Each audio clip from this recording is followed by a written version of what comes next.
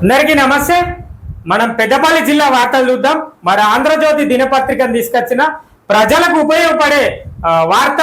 మరి జర్నలిస్ట్ అన్న ఏం రాసిండు, ఎట్లాంటి వార్త రాసిండో చూద్దాం. ఇక ప్రజల ప్రాణాలతోటి ఆర్ఎఫ్సిఎల్ చెలగాటం. ప్రజల ప్రాణాలతోటి రామగుండం ఎరుముల కర్మాగార ఫ్యాక్టరీ చెలగాటం ఆడుతుందట. మరి ఏ విషయంలో చెలగాటం ఆడుతుంది, ఎట్లాంటి విషయాన్ని పట్టించుకోలేకుండా పోతుంది ఆర్ఎఫ్సిఎల్, మరి ఎందుకు ఆర్ఎఫ్సిఎల్ నిర్లక్ష్యంగా వహిస్తుంది, ప్రాణాలతోటి చెలగాటాలము ఆడాల్సిన అవసరం ఏందో చూద్దాం మనం. ఇక అమోనియా వ్యర్థాలను డ్రైనేజీలు గోదావరిలోకి వదులుతున్న యాజమాన్యం, ఏడాదిలో ZLD పెడదామంటూ PCBకి హామీ, 3 ఏళ్లు గడుస్తున్నా ఊసలేదట. అమోనియా వ్యర్థాలు మరి ఎరువుల కర్మాగారంలో తయారైనప్పుడు ఎరువులు తయారైన కర్మాగారం నుంచి వ్యర్థాలను కాలువలోకి, డ్రైనేజీలలోకి అంటే కాలువల్లోకి వదులుతారు. ఆ కాలువల గుండా నదీ ప్రవాహంలోకి వెళ్తాయి. మరి ఈ వ్యర్థాలు అమోనియా వ్యర్థాలను డ్రైనేజీలకు వదులుతారు, అదే కాలువలకు వదులుతున్నారట. మరి గోదావరిలోకి వదులుతున్న యాజమాన్యం అని చెప్తున్నారు. మరి PBC పొల్యూషన్ కంట్రోల్ బోర్డుకు వీళ్ళు ఏం చెప్పిరట అంటే, ఈ వ్యర్థాలను వదలము, దీనికి సంబంధించి కూడా ZLD అనేది ఒక నిర్మాణం చేస్తాము, అంటే ఆ యొక్క వ్యర్థాలన్నీ ఒక దగ్గర నిల్వ చేసే పద్ధతిని ఏర్పాటు చేస్తామని పొల్యూషన్ కంట్రోల్ బోర్డు కూడా నివేదిక ఇచ్చిరట. 3 ఏళ్ళు అయితేనా కూడా ఆ ముచ్చట గురించి ఆర్ఎఫ్సిఎల్ యాజమాన్యం ఏం మాట్లాడతలేదు అని చెప్పేసి చెప్తారు. అసలు ఇక్కడ ఏమున్నది అంటే, విఠల్ నగర్ రామగుండం మున్సిపల్ కార్పొరేషన్ లో ఉన్న విఠల్ నగర్ ఏరియాలోని డ్రైనేజీలో ఆర్ఎఫ్సిఎల్ నీరు పోతున్నది అని చెప్పేసి వచ్చింది. వాసన భరించలేక ఇబ్బంది పడుతున్నాం అని చెప్పేసి విఠల్ నగర్ వాసులు చెబుతున్నారు. మనం కూడా గత 2 రోజుల క్రితం మనం కూడా మన ఛానల్ అందించినాం. ఈ యొక్క కాలువ గుండా అమోనియా వ్యర్థాలు వెళ్తున్నాయి. మరి అమోనియా వ్యర్థాలు కొద్దిగా డ్రైనేజీలోకి వదలాల్సి ఉంటది, ఏది కర్మాగారాలు. మరి ఆ వ్యర్థాలను ఒకేసారిగా వదిలేసరికి వాటి యొక్క గాఢత వాతావరణంలో కలిసి ప్రజలకు ఊపిరాడకుండా చేసే పరిస్థితి నెలకొంటది. మరి మనం మొన్న చూసినాం, ఏది విఠల్ నగర్ ఏరియా ప్రాంతంలో 35వ డివిజన్, 13వ డివిజన్, 12వ డివిజన్ అని చెప్పేసి మన ఛానల్లో వార్త అందించడం. మరి ఆ విషయానికి పోలీసులు కూడా అక్కడ ఆ కాలువ దగ్గర ఉన్న కాలువను తనిఖీ, అంటే ఆ కాలువ తీర ప్రాంతంలో ఉన్న కాలనీ వాసులను అడిగి తెలుసుకున్నారు. కొంత వాటర్ను కూడా సేకరించారు శాంపిల్ పర్పస్ లా.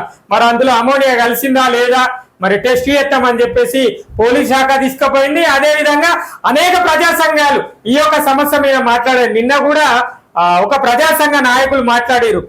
ఏది అదనపు కలెక్టర్ అరుణశ్రీ మేడంకు కూడా ఈ యొక్క సమస్య పైన వినతిచ్చారు. తర్వాత ఆ డివిజన్ల కార్పొరేటర్లు మాట్లాడారు, ఆ డివిజన్ల ప్రజలు కూడా మాట్లాడారు. మన ఛానల్ అందించిన ఆ కథనాలు ఉన్నాయి. మరి ఎందుకు ఆర్ఎఫ్సిఎల్ ఏది ముప్పు ప్రాంతాలు, ఏది ఆర్ఎఫ్సిఎల్ ముప్పు ప్రాంతాల పైన ఆర్ఎఫ్సిఎల్ ప్రభావిత ప్రాంతాలు, మరి వాటిని పట్టించుకోకుండా ఎందుకు ఆర్ఎఫ్సిఎల్ అట్లా చేస్తుందో అర్థం కాలేదు. మరి ఇది నిజంగా యాజమాన్య నిర్లక్ష్యం అనే చెప్పుకోవాలి. మరి వ్యర్థాలు వెళ్తున్నాయి, మరి కాలువల గుండా వెళ్తున్నాయి, డ్రైనేజీల గుండా వెళ్తున్నాయి.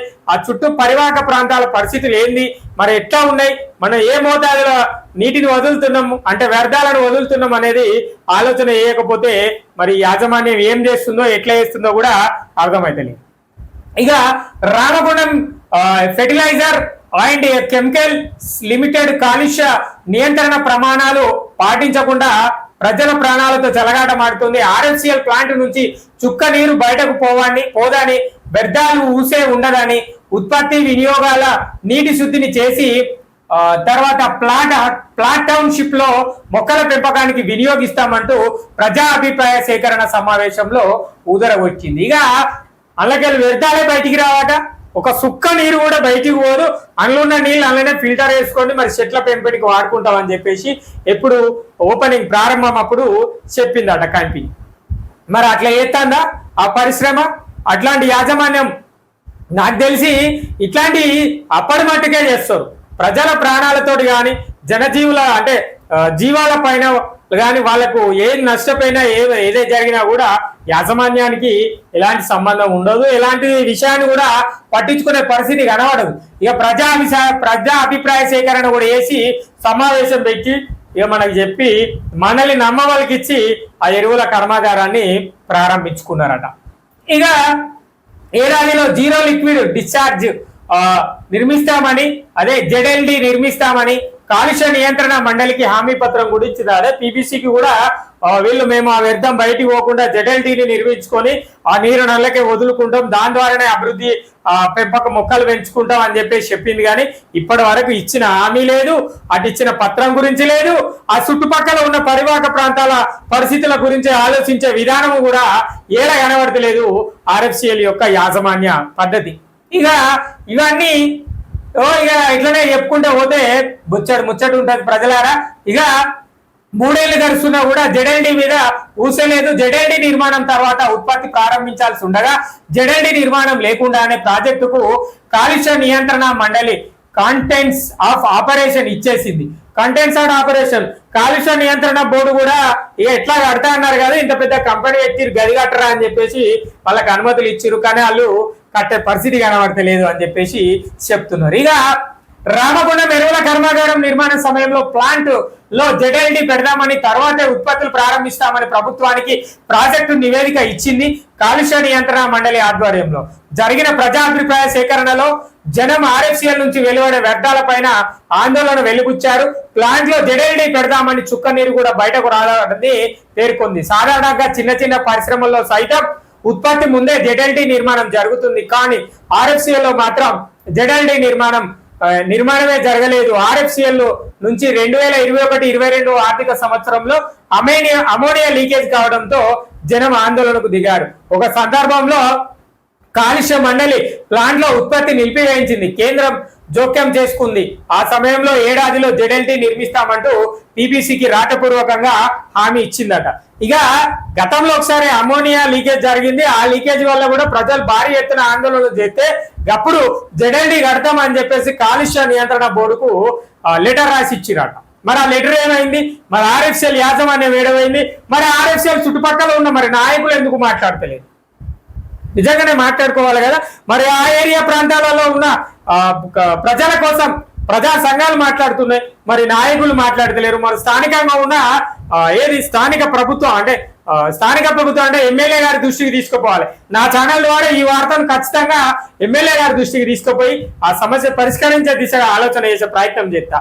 ఇక ప్రజా సంఘాలు మాట్లాడుతున్నాయి, ఆ యొక్క డివిజన్ల కార్పొరేటర్లు, ఆ డివిజన్ల ప్రజా సంఘాలు, ఆ డివిజన్ల ప్రజలు, మహిళలు అనేక మంది మాట్లాడుతున్నా కూడా ఆర్ఎఫ్సిఎల్ చీమ గుచ్చినట్టు కూడా అయితే లేదు, దోమ వాలిపోయినట్టు కూడా అయితే లేదు. పోతే ఓనీరి, మరి ఆ డివిజన్లలో ఉన్న ప్రజలు చనిపోతే మాకేంది, మా యొక్క కర్మాగారం నడుస్తుంది కదా అని చెప్పేసి అనుకుంటారు. మరి కేంద్ర ప్రభుత్వం జోక్యం చేసుకోవడం వల్లనే అప్పుడు పీబీసీ అదే పొల్యూషన్ కంట్రోల్ బోర్డు అనుమతి ఇచ్చింది రాతపూర్వకంగా రాసిస్తేనే.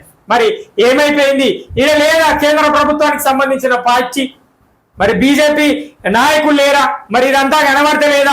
మరి ఆర్ఎఫ్సిఎల్ సంఘాలు లేవా, ఆర్ఎఫ్సిఎల్ కార్మిక సంఘాలు లేవా, ఆర్ఎఫ్సిఎల్ పైన పోరాటం చేసే కార్మిక సంఘాలు లేవా, లేదంటే ప్రతిపక్ష పార్టీలు లేవా? మరి ఇవన్నీ చెప్పాలా, ప్రభుత్వం కూడా ఉన్నది, ఈ అన్నిటి గురించి మాట్లాడుకోవాలి. మరి వీటికి మరి పోలీస్ శాఖ కూడా వచ్చి చూసిన సందర్భం ఉన్నది, మా ఛానల్లో కనిపిస్తాయి ఆ విజువల్స్ ఎత్తికేది ఉంటాయి. మరి ఏం జరుగుతుంది, కలెక్టర్లకు, అదనపు కలెక్టర్లకు ప్రజా సంఘాలు ఎన్నో వినియోగిస్తున్నాయి. మరి ఎందుకు వీటి మీద అధికార పార్టీ మాట్లాడతలేదు, ఎందుకు వీటి మీద ప్రతిపక్ష పార్టీలు మాట్లాడతలేవో నాకైతే అర్థం కాలే. ఇంకా అంటే ఆ పరివాహక ప్రాంతాలలో ఉన్న ప్రజల యొక్క ప్రాణాలతోటి మీకేం అవసరం లేదా? మరి ఆర్ఎఫ్సిఎల్ యాజమాన్యం మొండి వైఖరి పైన మీరు ఖచ్చితంగా శ్రద్ధ చూపాల్సి ఉంటది, మీరు ప్రజలకు న్యాయం చేయాల్సి ఉంటది, ప్రజా పోరాటం చేయాల్సి ఉంటది. ఇక నేను మాట్లాడితే ఎర్ర జెండా పార్టీల కోసమే మాట్లాడతా, ప్రజా పోరాటాలు ఎక్కడ పోయినాయి, ఆ ప్రజా పోరాటాలు కూడా రావాలి. ఈ యొక్క ఆర్ఎఫ్సిఎల్ సమస్యను అంటే ఆ డివిజన్ 12, 13, 35 డివిజన్లలో ఉన్న ప్రజలు ఎదుర్కొంటున్న సమస్యల గురించి ఖచ్చితంగా ఆర్ఎఫ్సిఎల్ యాజమాన్యం దృష్టికి తీసుకెళ్లాలి, కేంద్ర ప్రభుత్వం దృష్టికి కూడా తీసుకెళ్లాలి. ఇదే విధంగా రాష్ట్ర ప్రభుత్వం కూడా ఈ యొక్క సమస్య పైన స్పందించాల్సి ఉంటది. మరి రాష్ట్ర స్థానికంగా ఉన్న ఎమ్మెల్యే మక్కాన్ సింగ్ రాజన్నకు చెప్పేది ఏంటంటే, అన్న మీరు ఈ యొక్క సమస్య పైన స్పందించి ప్రజల ఆరోగ్య దృష్ట్యా, ప్రజల యొక్క సంక్షేమం దృష్ట్యా, ప్రజాపాలన దృష్ట్యా ఖచ్చితంగా ఈ ఆర్ఎఫ్సిఎల్ యాజమాన్యం పైన మీరు కూడా పోరాటం చేయాల్సి ఉంటదన్న, మీరు కూడా చెప్పాలి. మరి ఖచ్చితంగా మీరు కూడా చెప్తారని మేము ఆశిస్తున్నాం. మీరు కూడా ఈ యొక్క ఆర్ఎఫ్సిఎల్ యాజమాన్యానికి మీరు కూడా మన ప్రభుత్వం తరఫున ఖచ్చితంగా వీళ్లకు ముట్టకాయలు వేయాల్సిన పరిస్థితి ఎంతైనా ఉంటదన్న. మీరు కూడా ఒకసారి ఈ యొక్క ఆర్ఎఫ్సిఎల్ ప్రభావిత డివిజన్ల పైన ప్రత్యేక దృష్టి పెట్టాలన్నా మీరు ఒకసారి ఆలోచన చేయూరి. ఇక జెడ్ఎల్డి అంటే ఇండస్ట్రీస్ లో నీటి కాలుష్యం తగ్గుతుంది, ముఖ్యంగా అమోనియా ఉత్పత్తి సమయంలో వ్యర్థాలు వెలువడతాయి. జెడ్ఎల్డి సంబంధించి 3 స్టేజీల్లో ట్రీట్మెంట్ జరుగుతుంది. మొదట వ్యర్థ జలాల నుంచి వ్యర్థాలను తొలగించడం, తర్వాత వ్యర్థాలను ఘన రూపంలోకి ద్రవ రూపంలోకి మార్చడం, నీటిని పూర్తిగా శుద్ధి చేసి తిరిగి పారిశ్రామిక అవసరాలకు వినియోగించడం లేదా ప్లాంట్ లో గ్రీనరీకి వాడడం చేస్తారు. ఆర్ఎఫ్సిఎల్ కూడా వ్యర్థ జలాలను శుద్ధి చేసి చెట్ల పెంపకానికి వాడదామంటూ ప్రాజెక్టులను పేర్కొన్నది. ఇక ఆ జెడ్ఎల్డి పెట్టి వ్యర్థాలను సపరేట్ చేయడం అంటే వ్యర్థాలను ప్రత్యేకంగా చేయడము, తర్వాత ఆ నీటిని శుద్ధి చేయడము, ఆ నీటిని మొక్కల పెంపకానికి పరిశ్రమ అవసరాలకు వాడుకుంటాం అనేది జెడ్ఎల్డి ముఖ్య ఉద్దేశము. అది చిన్న తరహా పరిశ్రమలైనా, మధ్య తరహా పరిశ్రమలైనా, భారీ తరహా పరిశ్రమలైనా, ఏ పరిశ్రమ అయినా కూడా వ్యర్థాలను విడుదల చేసే పరిశ్రమలు ఏవైనా కూడా ఖచ్చితంగా జెడ్ఎల్డిని ఏర్పాటు చేస్తుంది. అది ఉంటేనే పొల్యూషన్ కంట్రోల్ బోర్డు అనుమతిస్తుంది. మరి ఇక్కడ రాతపూర్వకంగా ఇచ్చిరు, కేంద్ర ప్రభుత్వం ఉన్నది కాబట్టి అని చెప్పేసి కాలుష్య నియంత్రణ బోర్డు ఇచ్చేసింది. కానీ మరి ఇప్పటి వరకు 3 ఏళ్ళు గడిచినా కూడా వీటి మీద శ్రద్ధ చూపకపోవడము ఇది చాలా నిర్లక్ష్యమైన ధోరణి అని చెప్పుకోవాలి. ఆర్ఎఫ్సిఎల్ కార్మిక సంఘాలు ఉన్నాయి, ఆర్ఎఫ్సిఎల్ కు సంబంధించిన అనేక సంఘాలు ఉన్నాయి. ఆర్ఎఫ్సిఎల్ కు సంబంధించి ఆర్ఎఫ్సిఎల్ ప్రభావిత ప్రాంతాలకు సంబంధించి కొన్ని సంఘాలుగా ఏర్పడ్డారు, ప్రజా సంఘాలు ఉన్నాయి. ఇటు కాంగ్రెస్ ప్రభుత్వ పార్టీ ఉన్నది, అటు బీఆర్ఎస్ ప్రతిపక్ష పార్టీ ఉన్నది, బీజేపీ కేంద్ర ప్రభుత్వంలో ఉన్న బీజేపీ ప్రస్తుతం ఇక్కడ ఉన్న నాయకులు కూడా ఎందుకు సైలెంట్ గా ఉంటున్నారు? మరి వాళ్ళు కూడా ఆర్ఎఫ్సిఎల్ పైన ఈ యొక్క అమోనియా ఉత్పత్తి వ్యర్థాలను ఇట్లా కాలువలోకి వదలడం వల్ల ప్రజలకు జరుగుతున్న నష్టాలు, ప్రజల ప్రాణాలు పోయే అవకాశం ఉన్నది. మరి మీరు కూడా చెప్పాలి, మీ కేంద్ర ప్రభుత్వం మీదే, బీజేపీ వాళ్ళు కూడా చెప్పాల్సి ఉంటుంది. కాంగ్రెస్ ప్రభుత్వం రాష్ట్ర ప్రభుత్వం కాబట్టి ప్రజల పక్షాన పోరాటం చేయాల్సి ఉంటుంది, ఎంతైనా కూడా ఉంటుంది. ఎర్రజెండా పార్టీలు ప్రజా పోరాటాలు చేసేటి, మరి మీరందరూ ఎక్కడికి పోయారు? మీరు కూడా పోరాటం చేయాలి. ఈ యొక్క అమోనియా ఉత్పత్తి వ్యర్థాలను రావడం వల్ల ఈ 12, 13, 35 డివిజన్ల గత 2 రోజుల 3-4 రోజుల క్రితం జరిగిన సంఘటన చూస్తే కండ్లు మంటలు, చర్మ వ్యాధులు అంటే చర్మాల పైన దురద లేవడము, శ్వాస చక్కగా తీసుకోలేకపోవడం, ఎవరైనా పేషెంట్లు ఉంటే అంటే వృద్ధులు ఉంటే శ్వాస సరిగా రాకపోవడము, ఇట్లాంటి అనేక జరిగినాయి. వాటన్నిటిని మన ఛానల్లో అందించే ప్రయత్నం చేస్తున్నాం. మహిళలు మాట్లాడారు భారీ సంఖ్యలో, అదే విధంగా ఆ ప్రాంతంలో ఉన్న ప్రజా సంఘాలు మాట్లాడినాయి, ఆ ప్రాంతంలో ఉన్న ప్రతిపక్ష పార్టీలు మాట్లాడారు, ఆ ప్రాంతంలో ఉన్న ప్రస్తుత ప్రభుత్వ పార్టీ నాయకులు మాట్లాడారు. అనేక రకాల సందర్భాలు కానివ్వండి. కానీ పోలీస్ శాఖ కూడా వచ్చి తనిఖీ చేసింది. నిన్న అదనపు కలెక్టర్ గారికి కూడా ప్రజా సంఘాలు వెళ్ళి ఈ యొక్క ఆర్ఎఫ్సిఎల్ యాజమాన్యం యొక్క మొండి వైఖరి గురించి వాళ్ళకి వివరించడం కూడా జరిగింది. ఇదంతా మరి ఎందుకు నిర్లక్ష్యం వహిస్తున్నారు? ప్రజల యొక్క ప్రాణాలతోటి ఆర్ఎఫ్సిఎల్ కు సంబంధం లేదా? మరి ఎట్లా మీరు ఈ యొక్క పరిశ్రమను నెలకొల్పిరో కూడా అర్థమైతే లేదు. ఎవరైతే ప్రజలు మీరు చెప్పిన మాటలు, మీరు రాసిచ్చిన కాగితాల ప్రకారంగానే వాళ్ళు మీకు అనుమతి ఇచ్చారు. ప్రజల అనుమతి ఇస్తేనే ఇక్కడ పరిశ్రమ నడుస్తుంది. ఇది కూడా ఆలోచన వేయాలి ఎవరు? ఆర్ఎఫ్సిఎల్ పరిశ్రమ యాజమాన్యులు.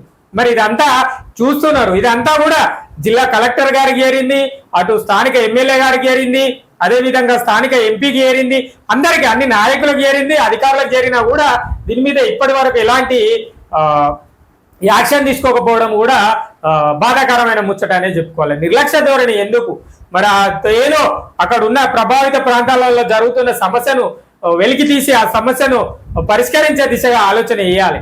అధికారులైనా నాయకులైనా ఎవరైనా కూడా. ప్రత్యేకంగా ఎమ్మెల్యే గారికి చెప్పేది ఏంటంటే, అన్న 12, 13, 35 డివిజన్ల ఈ యొక్క ఆర్ఎఫ్సిఎల్ గుండా ప్రవహించే కాలువలో అమోనియా వ్యర్థాలు ఎక్కువగా విడుదల చేస్తున్నారన్న. దానివల్ల ఆయా డివిజన్లలో ఉన్న ప్రజలకు శ్వాసకు సంబంధించిన పరిస్థితులు ఏర్పడుతున్నాయి.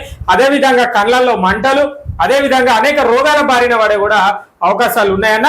మీరు ప్రత్యేకంగా ఈ 3 డివిజన్ల పైన ఒక దృష్టి పెట్టి ఆర్ఎఫ్సిఎల్ యాజమాన్యంతో మీరు మాట్లాడి ఆ సమస్యను పరిష్కరించే దిశగా ఆలోచన చేయాలన్నా ఈ జెడ్ఎల్డి 3 ఏళ్ల నుంచి జెడ్ఎల్డిని ఏర్పాటు చేస్తామని చెప్పి ఇప్పటి వరకు కూడా యాజమాన్యం వాటి మీద ఎలాంటి యాక్షన్ తీసుకోకపోవడము ఇది కూడా బాధాకరమైన ముచ్చటన్నా. మీరు ఒకసారి ఈ జెడ్ఎల్డి పైన మీరు యాజమాన్యంతో మాట్లాడాలన్నా ఖచ్చితంగా ఎంపీ గారికి కూడా చెప్తున్నాం అన్నా. మీరు కూడా ఎవరికి గడ్డ మంచి కృష్ణన్నకు చెప్పేది కూడా అలా మీరు కూడా ఆర్ఎఫ్సిఎల్ ప్రభావిత ప్రాంతాలపైన ప్రత్యేక దృష్టి పెట్టుర్రు.